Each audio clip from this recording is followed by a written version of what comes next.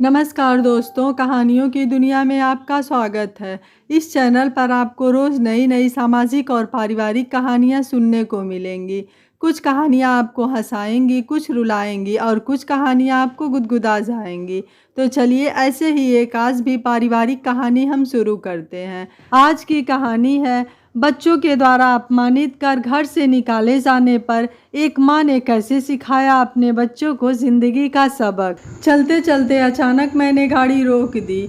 जो कुछ नजरें देख रही थी वो अच्छा नहीं था। मेरा मन दुख और पीड़ा से तड़प उठा। सड़क के दूसरी तरफ पुलिस का वैसी रूप देखकर गुस्सा 7वें आसमान तक चढ़ गया। मैंने फटाफट गाड़ी साइड से लगाई और गुस्से में ही दरवाज़ा बंद कर दौड़कर घटनास्थल पर पहुंच गया। पुलिस वालों ने एक पेड़ के नीचे महीनों से अपनी शरण स्थली बनाए हुए एक बूढ़ी माई का सामान उठाकर दूर फेंक दिया था तथा बड़ी बेरहमी के साथ उससे धक्का मुक्की कर रहे थे। बेचारी को कई बार ज़मीन पर धक्का देकर पटक दिया था। एक पुलिस वाला उसे निर्जीव वस्तु की तरह घसीट रहा था। वो चीख रही थी, मिन्नतें कर रही थी। लोग दूर खड़े तमाशा देखे जा रहे थे। मैंने दौड़कर पुलिसमैन को घसीटने से रोका और ताकीद की कि अब तुम में से किसी ने भी इस बुजुर्ग महिला के साथ बदतमीजी की तो समझ लो कि ये खाकी तुम्हारी उतर जाएगी। तुम्हें शर्म नहीं आई एक महिला के साथ बदसलूकी करते हुए? ये करके बड़ा ही फ़क्र महसूस कर रहे होगे। इनकी जगह कोई गुंडागर्दी कर रहा होता तो तुम्हारी सारी बहादुरी जवाब दे जाती। उसके सामने हाथ जोड़कर खड़े होते या फिर दूर से तमाशा देख रहे होते, क्योंकि वहाँ से तो हफ्ते के हफ्ते माल मिलता रहता है। मेरी बात सुनकर पुलिस वाला बोला, क्या बकवास कर रहे हो? सरकारी काम में दखलंदाजी आपको महंगी पड़ जाएगी। आप यहाँ से जाइए। मैं बोला, मैं क्या करूँ क्या न करूँ बताने की ज़रूरत नहीं है, मगर आप लोग ये बताइए कि आप लोग ये अपनी मर्जी से कर रहे हैं या किसी सीनियर के आदेश पर? उनमें से एक पुलिस वाला बोला, आपको नहीं दिखता कि इन लोगों ने शहर को भिखारियों का शहर बना के रख दिया है? शहर के हर गली मोहल्ले तिराहे चौराहे पर इन्हीं की भीड़ नज़र आती है। दिन भर भीख मांगते हैं और रात को सड़क के किनारे ही सो जाते हैं। किसी ने तो सड़क के किनारे अपना ठिकाना ही बना लिया है। अतः हमें आदेश दिया गया है कि कोई भी भिखारी सड़क के किनारे अपना ठिकाना न बना पाए, सभी को वहाँ से हटा दिया जाए। मैं बोला, क्या आपके साहब ने इनके लिए महल बनवा दिए हैं जहाँ इनको रखा जाएगा? क्या आपके बॉस ने इनके लिए होटल खुलवा दिए हैं जहाँ इन्हें मुफ्त में खाना मिलेगा? वो बोले, हमें इससे कोई मतलब नहीं। मैं बोला, चलो ठीक है, तो फिर आपके एसपी साहब से ही बात करता हूँ। मैंने फ़ोन लगाया। मैं बोला, महोदय, मैं उच्च न्यायालय का वरिष्ठ अधिवक्ता अभिजीत बोल रहा हूँ। उधर से आवाज़ आई, जी बोलिए। मैं बोला, महोदय, क्या आपने अपने सिपाह सालारों को कानून तोड़ने का आदेश दिया है? अगर ऐसा हो तो क्यों ना आप सबके खिलाफ न्यायालय की अवमानना का दोषी मानते हुए केस किया जाए। उधर से पूछा गया, मामला क्या है? मैं बोला, आपके लोग भूल गए हैं कि महिला के साथ कैसा व्यवहार किया जाना चाहिए, वो भी एक बुजुर्ग महिला के साथ। सुना है कि आपने भिखारियों को खदेड़ कर शहर से बाहर फिकवाने का आदेश दिया है। मैं पूछना चाहता हूँ कि क्या आपने इनके पुनर्वास की कोई व्यवस्था की है? अगर नहीं तो क्या आप उच्चतम न्यायालय की उस टिप्पणी को भूल गए कि भिखारियों पर कोई भी आदेश पारित नहीं किया जा सकता? पेट की मजबूरी ही उन्हें भीख मांगने के लिए विवश करती है। अतः जब तक उनके लिए समुचित व्यवस्था की गारंटी नहीं दी जाती, भीख मांगने पर पाबंदी नहीं लगाई जा सकती। आपके लोग ये भी भूल गए कि महिला अपराधी को सिर्फ महिला पुलिसकर्मी ही हाथ लगा सकती है। एक वक्त की मारी महिला जो एक पेड़ के नीचे अपनी रात गुजारती है, उसके बारे में ये जानने की कोशिश तो किसी ने भी नहीं की कि वो कारण क्या है कि ये महिला दर बदर भटक रही है। उल्टा ये आदेश दे दिया गया कि भिखारी शहर की शान को बट्टा लगा रहे हैं, अतः उन्हें बाहर निकाल कर फेंक दिया जाए। आपकी पुलिस एक बुजुर्ग महिला को घसीट कर ऐसे ले जा रही है मानो किसी विश्वविख्यात डॉन को पकड़ लिया हो। आपकी यही पुलिस तब कहाँ जाती है जब शहर में जगह जगह चोरियाँ होती हैं, दिन दहाड़े खून कर दिया जाता है, गुंडे बंदूक लहराते हुए इनके सामने से निकल जाते हैं। अधिकारी ने घटना की लोकेशन पूछी और 5 मिनट के अंदर ही पहुंच गए। उनके आते ही सभी पुलिसकर्मी सतर्क हो गए। मैंने पुलिसकर्मियों की बदतमीजी की पूरी दास्तान बता दी। एसपी ने उन सभी पुलिसकर्मियों को लाइन हाजिर कर दिया। उसके साथ ही वो बुज़ुर्ग महिला से बोले, माई तुम यहीं रह सकती हो, कोई भी कुछ नहीं बोलेगा। इनकी तरफ से मैं माफ़ी मांगता हूँ।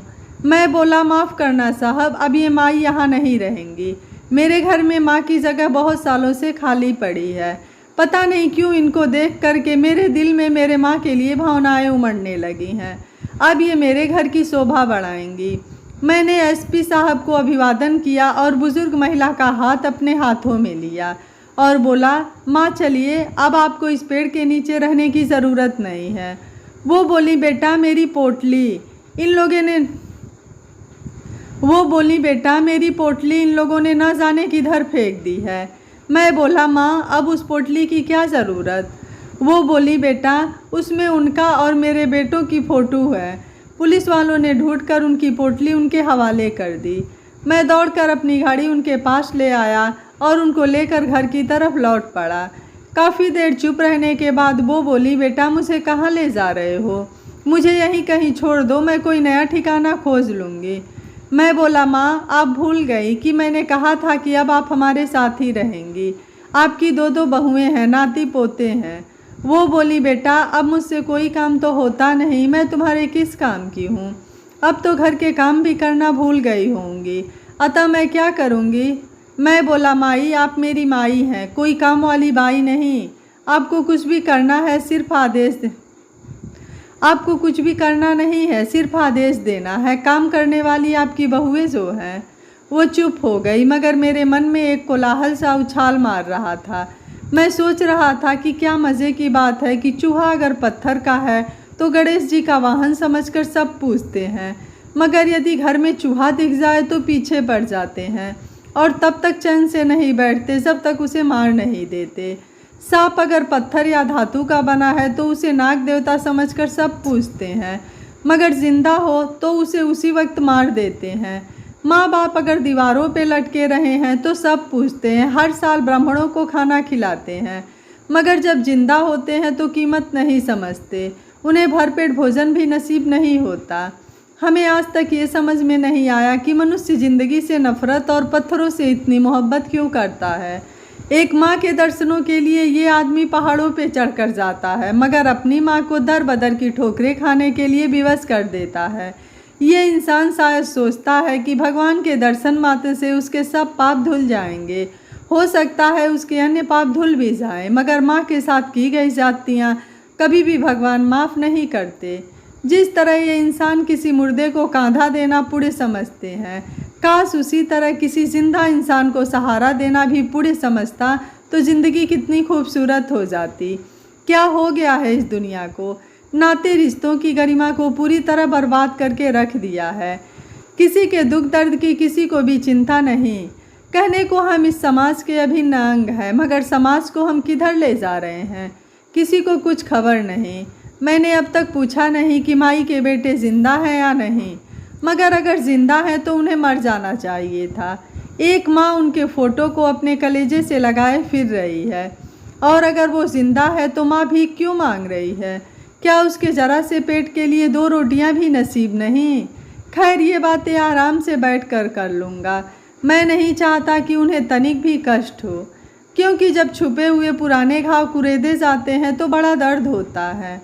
मैंने बहुत ही सूक्ष्म विवरण देते हुए पत्नी को सिर्फ इतना बोल दिया था कि मैं माँ को लेकर आ रहा हूँ, शेष बात बाद में बताऊँगा।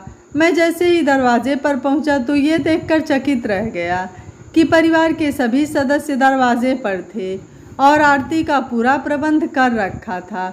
इससे पहले कि पत्नी अपना काम करती, माई इतनी बेहाल हो उठी थी कि मेरी पत्नी माधुरी और भाई की पत्नी माधवी को कसकर गले लगा लिया। उनकी आंखों से झरझर बरसात हुए जा रही थी। शायद उनको विश्वास नहीं हो पा रहा था कि एक भिखारिन का इस कदर भी सम्मान हो सकता है। बच्चे उनकी टांगों से लिपट गए। बेटा बोला, पापा ये हमारी दादी माँ हैं। मैं बोला, हाँ बेटा, तुम पूछा करते थे ना कि हमारी दादी माँ कहाँ हैं, सो आज मैं उन्हें ले आया हूँ। माई ज़मीन पर बैठ गई और तीनों बच्चों को अपने बाहू पास में ले लिया। वो मेरी तरफ देखकर बोली, बेटा मैं कैसी दादी माँ हूँ जो खाली हाथ चली आई। मैं बोला, माँ आप कहीं नहीं जा रही और न ही ये कहीं जा रहे हैं। आप जो चाहो दिलवाती रहना, आप परेशान क्यों हो रही हैं। माँ का पूरे सम्मान के साथ गृह प्रवेश कराया गया। पूरा घर रोमांचित था, मानो सभी की सदियों पुरानी मुराद पूरी हो गई थी। एक दिन ऑफिस से लौटकर मैंने पत्नी से पूछा, माँ कहाँ हैं। उसने इशारों में बता दिया कि अपने कमरे में है। मैं दबे पाँव उनके पास पहुँच गया। मैंने देखा कि वो अपने पति का फ़ोटो देखे जा रही थी और आंसू बहाए जा रही थी, मगर एक फ़ोटोग्राफ उल्टा करके रखा हुआ था, शायद बच्चों का होगा। मैंने अचानक पूछ लिया, माँ रो क्यों रही हो, कोई तकलीफ़ है। वो अचानक पलटी और आंखों के आंसू पोंछने लगी। कैसी बात कर रहे हो बेटा, यहाँ और तकलीफ़। मैं बोला, फिर रोने का सबक क्या है। मैंने एक कुर्सी खिसकाई और उनके करीब बैठ गया। वो यूं ही चुपचाप बैठी रही। मैंने फिर टोका, माँ जी आपने बताया नहीं। तब तक मेरी पत्नी भी पहुंच गई थी। वो भी माँ के करीब बैठ गई और बोली, लगता है माँ को बच्चों की बहुत याद सता रही है। माँ जी बोली, नहीं बहू तू गलत सोच रही है। कभी बच्चों की याद आती थी जब वो छोटे थे। उन्होंने अपने बच्चों का बचपन का फ़ोटो दिखाया और मैं या वो कहीं एक दिन के लिए भी जाते थे, मगर अब नहीं। आज तो मेरे आंसू इस शख्स को अपने पति का फ़ोटो दिखाते हुए बोली देखकर निकल पड़े, जिसने कभी सुख क्या है जाना ही नहीं। जवानी में मेरी सुख सुविधाओं के वास्ते, फिर बच्चों की परवरिश के वास्ते अपना सुख दुख तो देखा ही नहीं। बच्चों को अच्छी से अच्छी तालीम दिलवाने में ही लगे रहें। उन्होंने 2 मंजिला मकान बनवाया कि हमारे 2 बच्चे हैं, एक अपनी पत्नी और बच्चों के साथ ऊपर रहेगा और दूसरा नीचे रहेगा। अपने लिए नीचे एक कमरा बनवा लिया और बोले, अपना गुजारा तो इतने में ही चल जाएगा। बच्चे बड़े हुए, नौकरियां भी लग गई और उनकी शादियां भी कर दी। और एक दिन मुझे बच्चों के ऊपर अकेला छोड़कर सदा सदा के लिए इस दुनिया को विदा कह गए। भगवान कितना अन्यायी है कि मैं आज तक जिंदा हूँ। मैंने अच्छा मौका जान पूछ ही लिया, माँ तो आपके 2 बेटे हैं। उन्होंने हाँ में सिर हिलाया। माँ कोई बेटी भी है क्या आपकी। उन्होंने कहा, काश मेरी एक बेटी होती तो फिर ये दिन क्यों देखने को मिलते और काहे को ये भीख मांगनी पड़ती। फिर मैंने पूछा, रहते कहाँ हैं। उन्होंने उनका आता पता बता दिया। फिर अचानक बोली, बेटा जिन बच्चों की खातिर मेरे पति ने एक दिन भी चैन की सांस नहीं ली, जिन बच्चों ने मुझे दर दर का भिखारी बनाकर छोड़ दिया, उन्हें मेरे मकान में रहने का कोई हक नहीं। मैं ये बात बहुत पहले से सोच रही थी, मगर तब मैं अबला थी, कुछ कर नहीं सकती थी और कुछ मातृत्व भी आड़े आ रहा था। मैं बोला, माँ जी आप क्यों दुखी हो रही हैं। उन्होंने जो किया उसे भगवान देख रहे हैं और उसका फल भी उन्हें मिलेगा ही। आप उन्हें भूल जाइए और खुश रहिए। नहीं बेटा अब नहीं, बहुत सहा है मैंने। तुम नहीं जानते बेटा कि मेरे साथ क्या गुजरी है। तुम सुनोगे तो तुम भी विचलित हो जाओगे। मैं बोला, माँ अपना दिल क्यों दुखी कर रही हो। वो बोली, अपना दर्द अगर बेटे को भी नहीं बता पाऊँगी तो फिर किसे बताऊँगी। मैं बोला, अच्छी बात है माँ, आप अपने दिल का बोझ हल्का कर लीजिए। बताइए आपके मन में क्या चल रहा है। इतने में मेरा छोटा भाई भी आकर बैठ गया। बेटा इनके जाने के बाद मेरी किस्मत ही फूटती चली गई। एक बेटा इसी घर में रहता था क्योंकि वो अपनी नौकरी यहीं से करता था, क्योंकि बड़े वाले की नौकरी दूसरे शहर में थी, सो इस घर से रोज़ ड्यूटी जाना मुश्किल था, इसलिए वो किराए के घर में रहता था। बेटा जैसे जैसे समय गुजरता गया मैं अपने ही घर में मालकिन से नौकरानी बनती चली गई। सुबह से शाम तक घर के पूरे काम निपटाने में लगी रहती थी। फिर भी बहू मुझे फटकारती ही रहती थी, तुमसे ये भी नहीं हुआ वो भी नहीं हुआ, कोई भी काम तुमसे ठीक ढंग से नहीं होता है, खाने के वक्त ज़रा भी गलती नहीं करती। मैं चुपचाप अपमान का घूंट पीती रहती थी। मज़े की बात यह थी कि मेरा छोटा बेटा सब कुछ जानता था, मगर उसके मुंह से अपनी पत्नी को कभी ये कहते नहीं सुना कि माँ दिन भर काम में लगी रहती है, तुम क्या करती रहती हो। और एक दिन तो वो हो गया जो सपने में भी नहीं सोचा था। मैं किचन में साफ़ किए हुए बर्तन संभाल के रख रही थी कि अचानक कुछ बर्तन ज़मीन पर गिर गए।